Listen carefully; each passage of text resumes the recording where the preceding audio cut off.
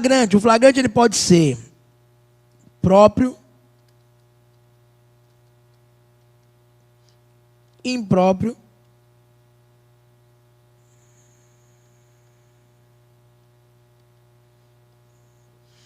e presumido. Vamos começar com esses três aqui. Olha, flagrante vem de flagrare, algo que está ardendo. A doutrina estrangeira fala, é a chama que traz a certeza da combustão. É como se eu tivesse a própria certeza visual de que um crime está sendo praticado, de que um crime foi praticado e de que aquele cara é o autor. Então, quando eu penso em flagrante delito, claro que eu imagino um sujeito com a boca na botija. O sujeito na cena do fato. Esse é o flagrante próprio ou propriamente dito. Que você tem aí no artigo 302. Faz o seguinte, marca o caput do 302 de preto. E aí você marca o inciso 1º de vermelho. Porque nesse 302 você tem 3 espécies diferentes, 4 incisos e 3 casos diferentes de flagrante. Então vamos colocar com cores diferentes. Primeiro inciso primeiro, trata do flagrante próprio ou propriamente dito. O sujeito está praticando a infração penal ou acabou de praticá-la. O sujeito está na cena do fato penalmente relevante. Então, por exemplo, o cara num bar, a polícia dá uma batida num bar, o cara está dando um tiro em um, vai dar o segundo tiro, é preso em flagrante delito. Na cena do fato.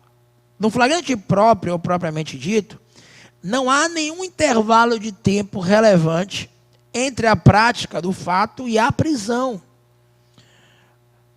Há uma imediatidade nessa espécie flagrancial.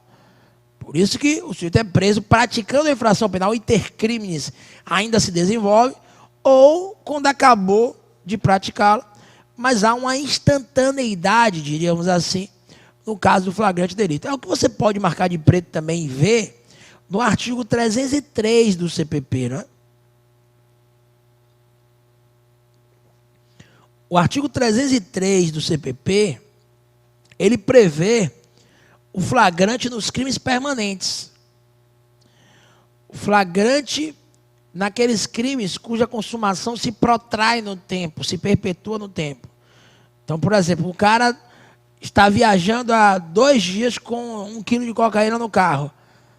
Em tese, a qualquer tempo, ele pode ser preso em flagrante delito. Porque ele está praticando a infração penal. É o que se dá, por exemplo, também na extorsão mediante sequestro, no sequestro e cárcere privado, que são crimes permanentes, cuja consumação se protrai realmente no tempo.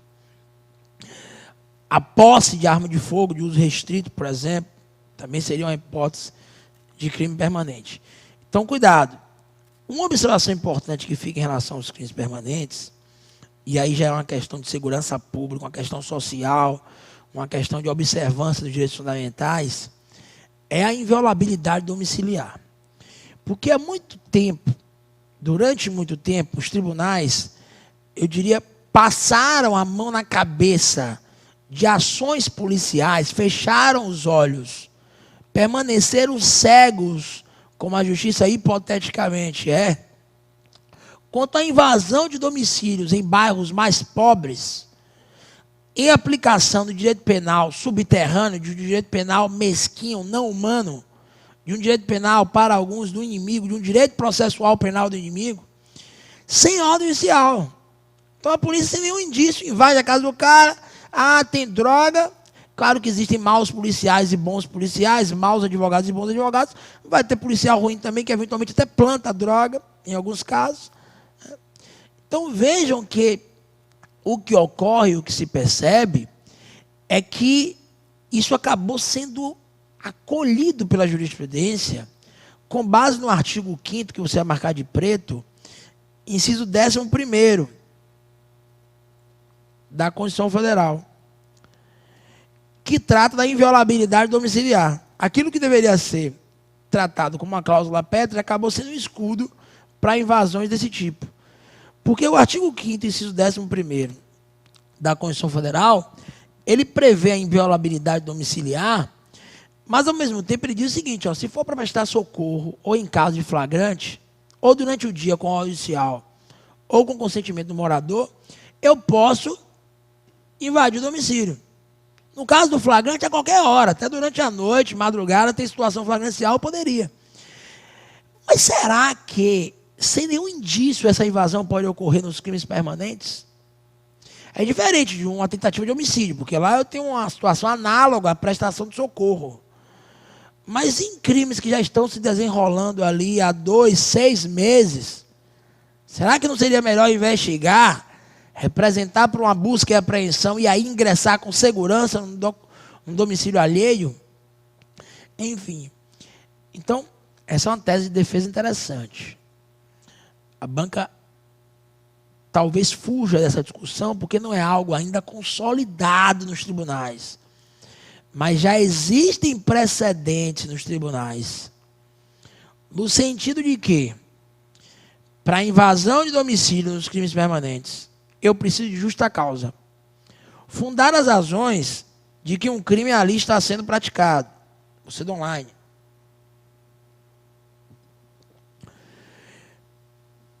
Como assim? Por exemplo, teve um caso que chegou ao Supremo, que foi o seguinte: a polícia chegou no local para uma diligência, para uma batida, e aí um indivíduo que estava na rua correu. O cara correu.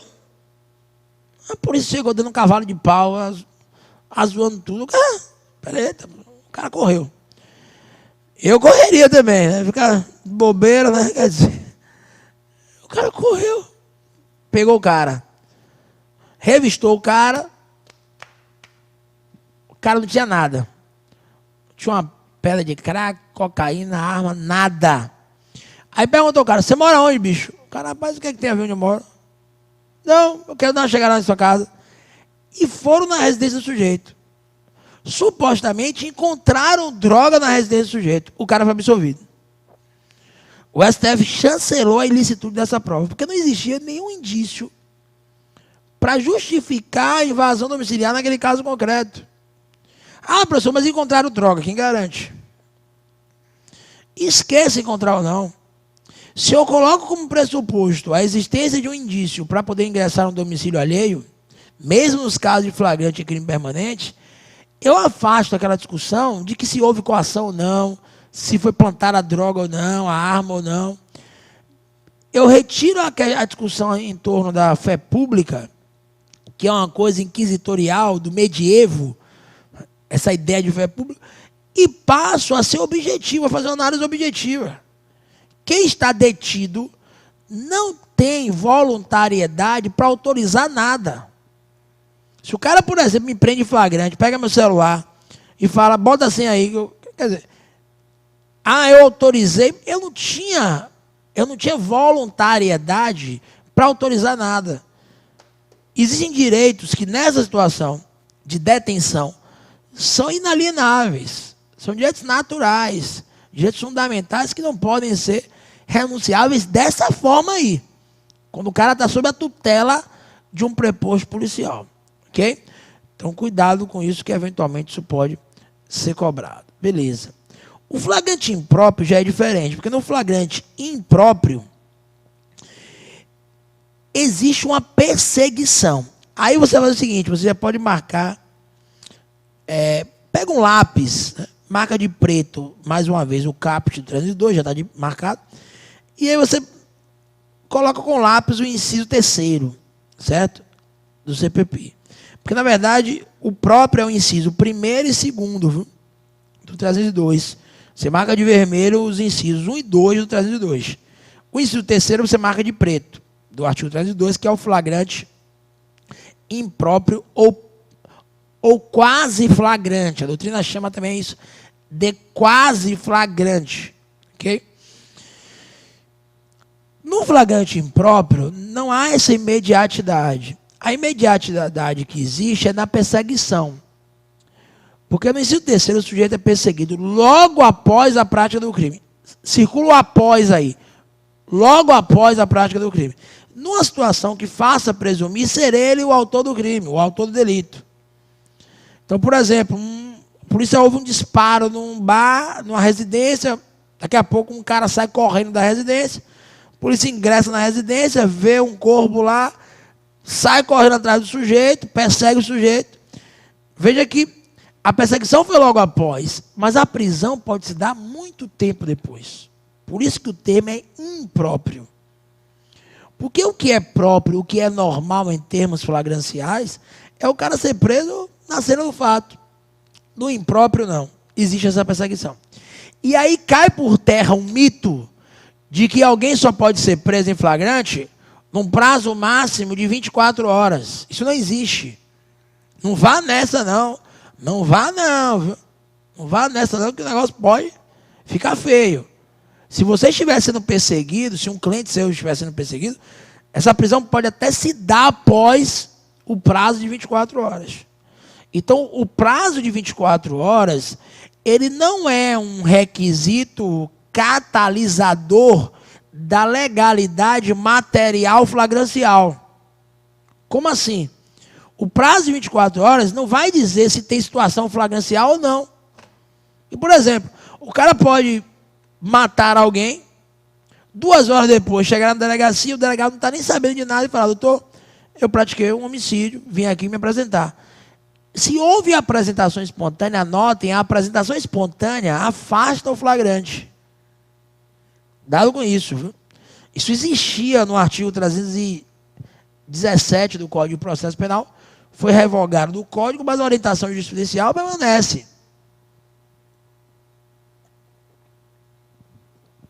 Então, a apresentação espontânea veda a prisão em flagrante. Claro que isso não impede a decretação com mandado, a efetivação da prisão com mandado, a decretação de uma prisão temporária ou preventiva, mas obsta o flagrante delito.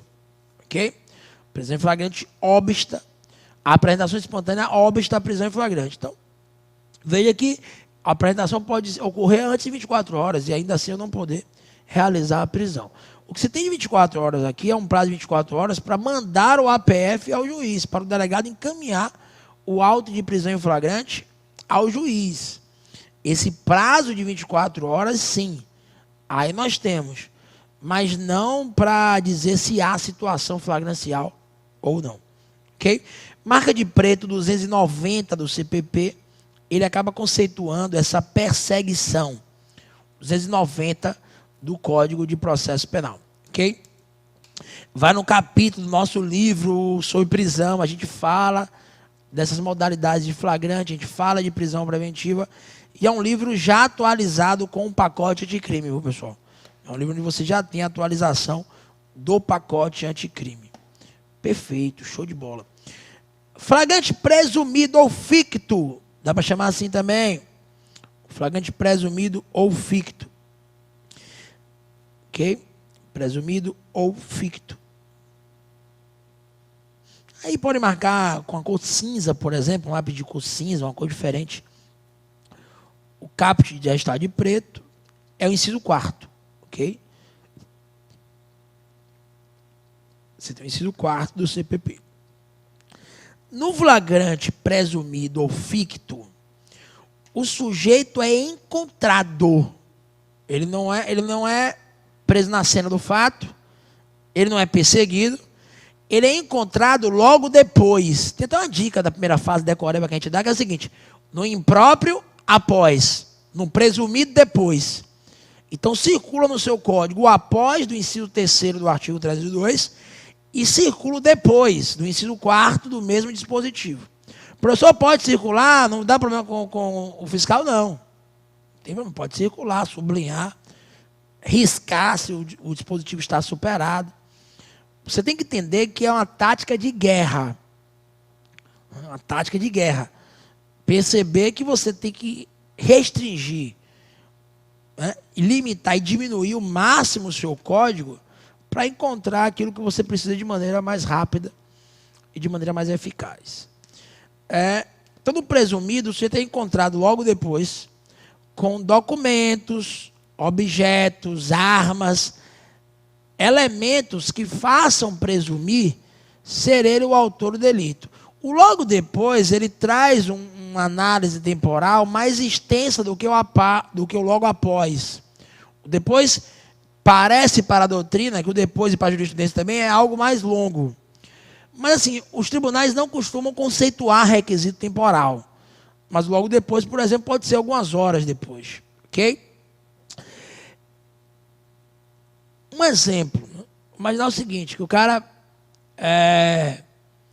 teve um caso com um cliente meu que era do Ceará, supostamente colocou um objeto no caixa eletrônico para fazer leitura de dados de cartões de conta.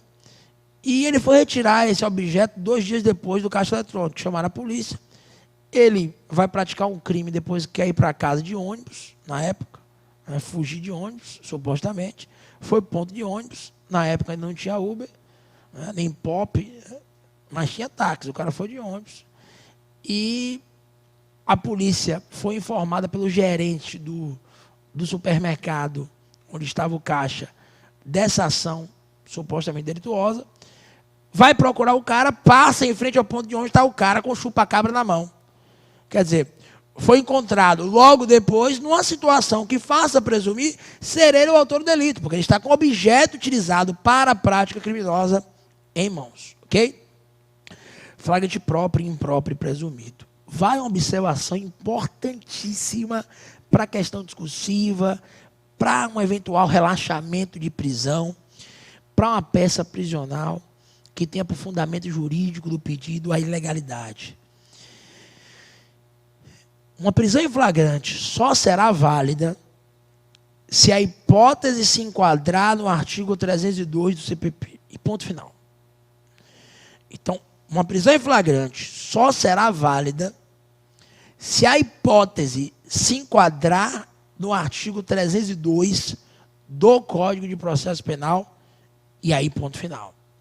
Só há flagrante válido nesse contexto aí, nessas hipóteses.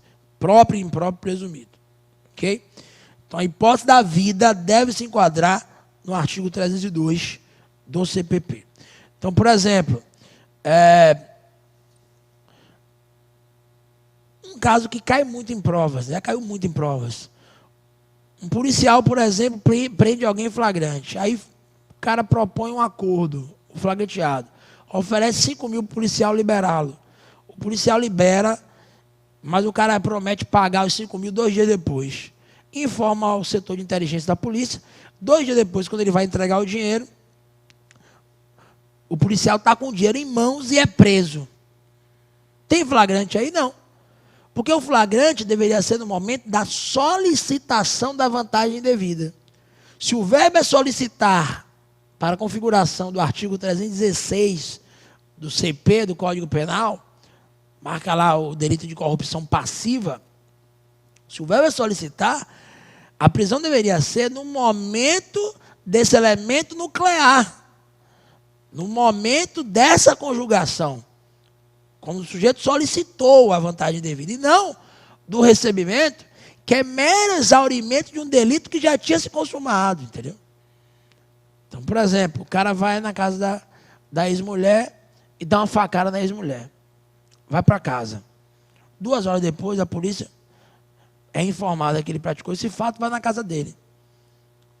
Pergunta onde é que está a faca. Ele diz que sumiu. Procura uma faca, não encontra. Perguntam se ele praticou o crime. Ele confessa. Ele está na cena do fato? Não. O fato foi praticado na casa da ex. Ele foi perseguido? Não. Foi a própria ex que, antes de morrer, disse que ele foi o autor do fato. Ele foi encontrado com a faca, com algum objeto, logo depois? Não. Não encontraram ele com nada. Então não há flagrante válido. Professor, esse cara vai ficar solto? Se não quiser permanecer, que ele permaneça solto, decreta temporária ou preventiva. Mas preso em flagrante, não. O que você precisa entender é que o cara pode ser até culpado e responder o processo de liberdade, porque essa é a regra no Estado que preza pela presunção de inocência. Ao mesmo tempo, o cara pode ser hipoteticamente inocente e ninguém saber, e ninguém é menos culpado porque não sabe, mas ele acabar respondendo o processo preso, porque eventualmente já responde a outras ações penais, porque é algum elemento concreto para justificar a prisão. Então, afaste o mérito, em regra, afaste o mérito dos elementos que autorizam a prisão cautelar.